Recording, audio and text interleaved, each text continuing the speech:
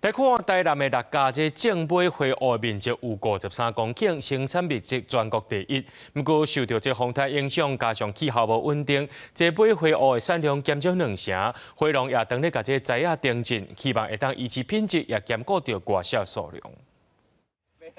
台南六甲是全台湾种买花卉上大的产地，来到农场有寡花丛，煞因为7月风台，佮加上近来气候无稳定影响，地属叶啊臭打起，无法度进行光合作用，花嘛开较慢，营养素拍乱去，粗果产量减2成。即阵有侪花农拢无用咧整理，赶紧种新的。高温佮兼多雨吼，拢足够毛病。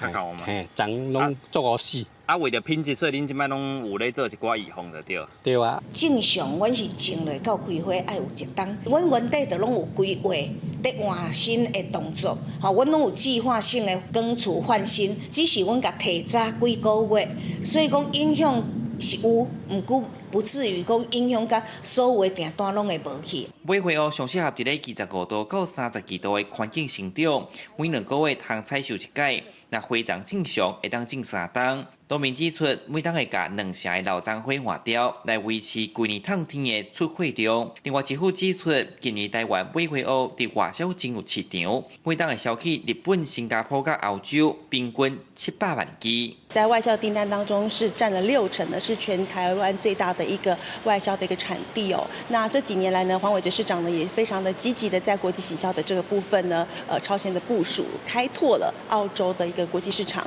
那所以呢，在澳洲呢，只要看到火鹤花有97%都是来自于台南。不论是白色、青色，也是粉红色的买花卉，拢有无同的饲草。根据了解，本正7、8月外销需求拢较大，不哩有寡买花卉受损，毛品种出现炎地性灾害。花农讲会尽量甲订单的量供应互到。记者从台南采访报道。